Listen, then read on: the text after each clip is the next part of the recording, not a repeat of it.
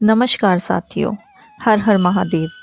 क्या आप जानते हैं कि शिवलिंग पर जल चढ़ाने का एक सही कर्म है? अगर गलत तरीके से पूजा की जाए तो फल नहीं मिलता। आज हम सीखेंगे वो एशियंट रुद्र अभिषेक विधि जिससे भोलेनाथ की कृपा बरसती है। शिवलिंग हमारे लिए सिर्फ एक प्रतिमा नहीं है, बल्कि ये एक डिवाइन एनर्जी का सिंबल है। जब हम शिवलिंग की पूजा सही तरीके से करते हैं तो वो हमें अपनी ब्लेसिंग से समृद्धि, शांति और आरोग्य देते हैं। इसीलिए शिवलिंग पर जल चढ़ाने का सही तरीका जानना बहुत जरूरी है। कभी आपने खुद से ये सवाल पूछा है, क्या मैं जो पूजा कर रही हूँ वो सही तरीके से कर रही हूँ? क्या भगवान सच में मेरी प्रार्थना सुन रहे हैं, या ये सब सिर्फ एक रिचुअल बनकर रह गया है? हम में से ज़्यादातर लोग मंदिर जाते हैं, लाइन में खड़े होते हैं, जल्दी जल्दी जल चढ़ाते हैं, घंटी बजाते हैं और बस बाहर आ जाते हैं। 5 मिनट की पूजा, 10 मिनट की वेटिंग, और हम मान लेते हैं कि हो गए दर्शन। लेकिन क्या पूजा सिर्फ इतनी ही है? लेकिन पुराने समय में ऐसा नहीं था।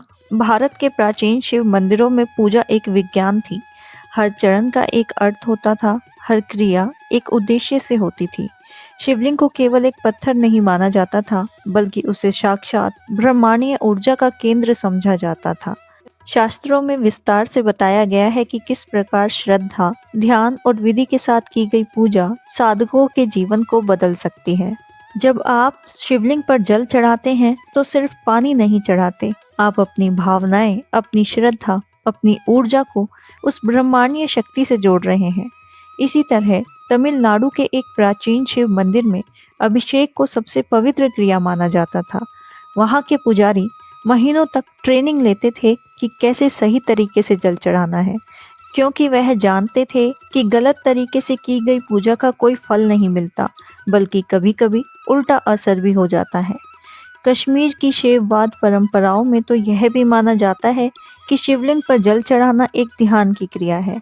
जब आप धीरे धीरे जल की धारा शिवलिंग पर गिराते हैं तो वह आवाज़, वह ध्वनि आपके मन को शांत कर देती है, और उसी शांति में भोलेनाथ से जुड़ाव होता है।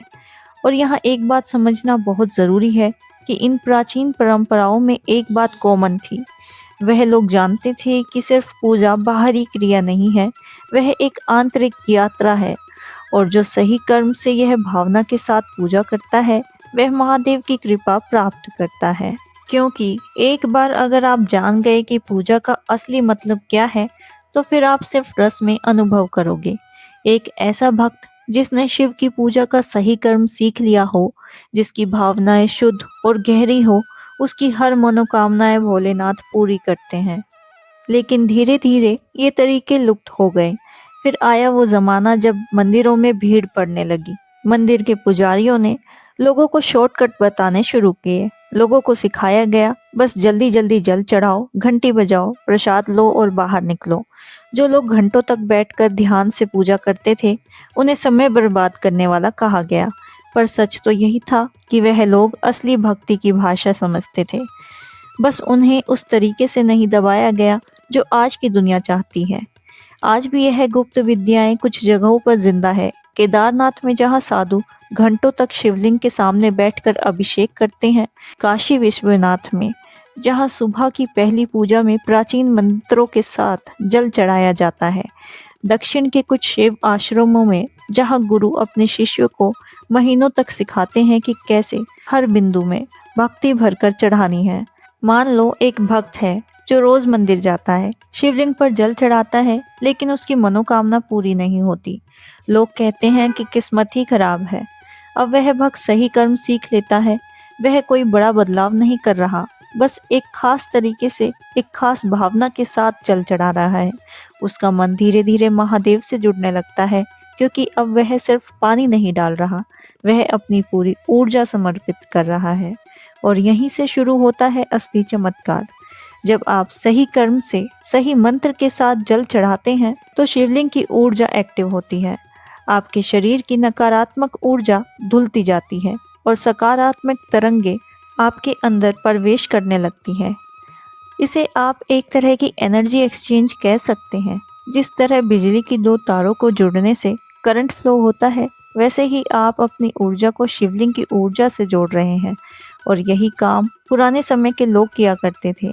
जब कोई राजा युद्ध में जाने वाला होता था तो वह रात भर शिवलिंग पर जल चढ़ाता और ध्यान में बैठता था। जब कोई साधक मोक्ष की कामना करता था तो वह सोमवार के दिन 108 बार विधि पूर्वक जल चढ़ाता था और ऐसा करने से उसकी मनोकामनाएं पूरी होती थी। अब ज़रा सोचिए, आज हम क्या करते हैं? हम भागते हैं, जल्दीबाजी करते हैं और मन में कहीं सोचते रहते हैं कि काम पर लेट हो जाऊंगा, बच्चों को स्कूल छोड़ना है, ऑफिस पहुंचना है, और फिर वही होता है, पूजा हो गई लेकिन भावनाएं नहीं जुड़ी।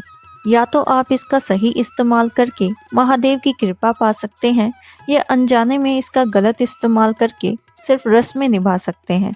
इसीलिए यह ज़रूरी है कि हम जागरूक होकर पूजा करें। हम शिवलिंग पर जल चढ़ाते समय क्या सोच रहे हैं, बाहर जो हम करते हैं वह हमारे भीतर की भावनाओं की स्क्रिप्ट बनाता है। अब सवाल है, आप शिवलिंग पर जल चढ़ाते समय क्या कर रहे हो?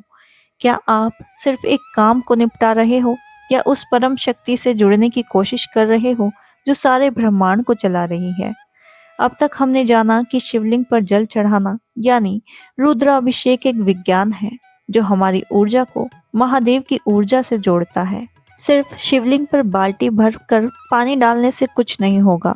अगर आपके अंदर से आवाज आती है कि जल्दी करो, लेट हो रहा है, तो वह अभिषेक काम नहीं करेगा। असली ताकत आती है भावनाओं के साथ की गई पूजा से। यही चीज महान शिव भक्तों को अलग बनाती है। रावण ने शिवलिंग स्थापित करते समय इतनी गहरी भक्ति से पूजा की कि भोलेनाथ प्रकट हो गए। भस्मासुर ने तपस्या की लेकिन उसकी भावनाएं अशुद्ध थी, इसीलिए उसे वरदान तो मिला पर वो उसके विनाश का कारण बना। मार्कंडे ऋषि ने 16 साल की उम्र में शिवलिंग को गले लगाकर ऐसी भक्ति की कि यमराज को भी पीछे हटना पड़ा। सोचो, क्या इन लोगों के पास कोई जादुई शक्ति थी? नहीं, उनके पास थी गहरी भक्ति, भावना और सही विधि। उसी तरह आज भी कई साधारण लोग हैं जो रोज घर पर शिवलिंग पर जल चढ़ाते हैं और उनकी हर मनोकामनाएं पूरी भी हो जाती हैं। लोग हैरान होते हैं, बोलते हैं इतने भाग्यशाली कैसे हो, पर वह जानते हैं कि एक विधि उनके अंदर जिंदा है और वह सिर्फ उसी से सही तरीके से काम कर रहे हैं। आज के समय में कहा जाता है कि बिना पंडितों के पूजा मत करो, बिना दक्षिणा दिए फल नहीं मिलेगा। लोगों को यह सिखाया गया कि मंदिर जाओ, दान करो, खुद पर भरोसा मत करो। पर असली सच यह है, हर महान शिव भक्त, हर सच्चा रुद्राभिषेक पहले किसी के घर में, किसी के दिल में शुरू हुआ था। अब सवाल यह है, क्या शिवलिंग पर जल चढ़ाना कोई खेल है? नहीं, यह श्रद्धा, पवित्रता और समर्पण का अभ्यास है। हर दिन कुछ मिनटों के लिए अपने मन को शांत करके भोलेनाथ को जल अर्पित करना, पर ध्यान रखना उस जल के साथ दिल से जुड़ी भावनाएं जरूरी है।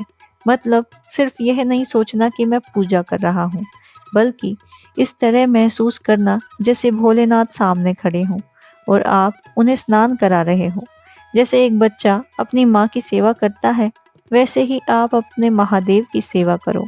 जैसे बच्चा अपने माँ की सेवा में पूरी तरह खो जाता है, वैसे ही आप पूजा में डूब जाना और फिर देखना भोलेनाथ आपकी हर मनोकामना पूरी करने के लिए रास्ता बनाना शुरू कर देंगे। यह कोई चमत्कार नहीं है, बल्कि यह एक प्राचीन शिव भक्ति विज्ञान है।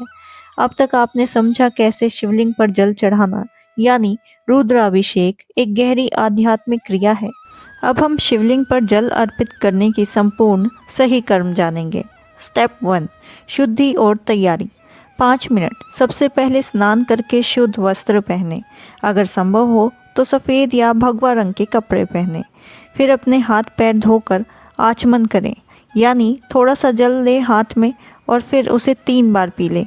यह शरीर और मन की शुद्धि के लिए है। अब शिवलिंग के सामने बैठकर एक गहरी सांस लें और अपने मन को शांत करें। स्टेप 2, संकल्प लें। अब आप अपने दाहिने हाथ में थोड़ा सा जल लें और संकल्प बोलें, ओम श्री गणाधिपताय नमः, अधमं सर्वकार्य सिद्धिधर्म श्री महादेवस्य प्रीतधर्म जलाभिषेकम करीश। मतलब, आज मेरे सभी कार्यों की सिद्धि के लिए और महादेव को प्रसन्न करने के लिए मैं जल अभिषेक करूँगा। यह संकल्प आपकी पूजा को दिशा देता है। अब उस जल को शिवलिंग के आधार पर छोड़ दें। स्टेप 3, गणेश पूजा। किसी भी पूजा की शुरुआत गणेश जी से होती है। शिवलिंग के पास अगर गणेश जी की मूर्ति या तस्वीर है तो उन्हें प्रणाम करें। ओम गण गणपते नमः बोलें। अगर मूर्ति नहीं है तो मन में ही गणेश जी का ध्यान करें और विघ्नहर्ता से प्रार्थना करें कि मेरी पूजा में कोई विघ्न न आए। स्टेप 4, ध्यान करें महादेव का।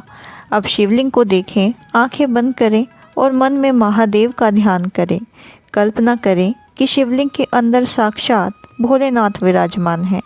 जटाओं में गंगा है, मस्तक पर चंद्रमा, गले में नीलकंठ है, त्रिशूल और डमरू हाथों में है। यह ध्यान आपकी भक्ति को गहरा करता है। स्टेप 5, जल का अभिषेक। सही कर्म 10 से 15 मिनट। यह सबसे महत्वपूर्ण चरण है। ध्यान से सुनिए। एक लोटे या कलश में शुद्ध जल भरें। अगर गंगा जल हो तो अच्छा, नहीं हो तो घर का साफ जल भी चलेगा। अब उस जल में थोड़ा सा दूध मिला सकते हैं, विकल्प है लेकिन शुभ माना जाता है। अब बहुत महत्वपूर्ण, धीरे धीरे जल चढ़ाएं। एकदम एक पूरे लोटे को उड़ेलना गलत है। शिवलिंग के ठीक ऊपर से जल चढ़ाना शुरू करें। जहाँ बिंदु या शिखर है वहाँ से धीरे धीरे पतली धार में जल गिराएं। जल को शिवलिंग के चारों ओर घुमा दें। यह प्रदक्षिणा का प्रतीक है। जब शिवलिंग पर जल चढ़ा रहे हो तो यह मंत्र बोलो, ओम नमः शिवाय, या फिर ओम नमो त्र्यंबके यजामहि सुगंधिम पुष्टिवर्धनम उर्वारुकमिव वंदना मृत्यु मुक्षी यमामृतात्। यह महामृत्युंजय मंत्र है। यह बहुत शक्तिशाली है। अगर आपको यह नहीं आता तो बस ओम नमः शिवाय बोलना ही बहुत रहेगा। हर बूंद में भावना भरें, क्योंकि आप भोलेनाथ को स्नान करा रहे हैं, उनके शरीर की धूल धो रहे हैं, उनकी सेवा कर रहे हैं। कम से कम 108 बार ओम नमः शिवाय बोलें और जल चढ़ाते रहें। माला से गिन सकते हैं या फिर मन में काउंट कर सकते हैं। जल अभिषेक के बाद शिवलिंग को साफ करके जल से एक बार और धो दें। यह अंतिम स्नान है। स्टेप नंबर 6, बेलपत्र और पुष्प अर्पण। जब जल अभिषेक हो जाए उसके बाद बेलपत्र चढ़ाएं। 3-3 पत्तों का एक समूह शिवलिंग पर रखें, ओम नमः शिवाय बोलते हुए। बेलपत्र भगवान शिव को बहुत प्रिय है। अगर बेलपत्र नहीं है तो धतूरे के फूल, सफ़ेद आग के फूल या कोई भी सफ़ेद पुष्प चढ़ा सकते हैं, लेकिन ध्यान रहे तेखती का फूल कभी नहीं चढ़ाना, यह वर्जित माना जाता है। स्टेप नंबर 7, धूप, दिया और निवेद्य। अब धूप अगरबत्ती जलाएं और शिवलिंग के सामने 3 बार घुमाएं दाईं ओर से। फिर घी का दीपक जलाएं और वैसे ही 3 बार घुमाएं और आरती करें। अब प्रसाद चढ़ाएं, फल, मिठाई या जो भी आपने बनाया हो। ओम नमः शिवाय बोलते हुए भोलेनाथ को भोग लगाएं। अगला स्टेप, अब शिव जी की आरती करें। जय शिव ओमकारा, हरि शिव ओमकारा। घंटी बजाएं, ताली बजा सकते हैं। पूरे भाव से आरती गाएं। आरती के बाद हाथ जोड़कर प्रार्थना करें, हे भोलेनाथ, आपने मुझे यह अवसर दिया कि मैं आपकी पूजा कर सकूं। इसके लिए आपका धन्यवाद। मेरी सभी मनोकामनाएं पूर्ण करें। मुझे और मेरे परिवार को स्वास्थ्य और सुख दें और मुझे हमेशा अपनी भक्ति में लगाए रखें। ओम नमः शिवाय। स्टेप 9, प्रदक्षिणा और प्रणाम। अब खड़े हो जाएं और शिवलिंग की 3 से 7 बार प्रदक्षिणा करें, यानी दाईं ओर से घूमकर परिक्रमा करें। हर परिदक्षिणा में ओम नमः शिवाय बोलें। अंत में शिवलिंग के सामने प्रणाम करें, यानी पूरे शरीर से लेट जाएं और फिर बैठकर माथा टेकें और अपने मन की हर भाव को कह दें। स्टेप नंबर 10, प्रसाद ग्रहण और मौन। अब उठें, प्रसाद ग्रहण करें। थोड़ा सा खुद खाएं, बाकी परिवार में बांट दें। प्रसाद लेने के बाद कुछ देर मौन रहें। भोलेनाथ के ध्यान में बैठें, उनकी उपस्थिति को महसूस करें।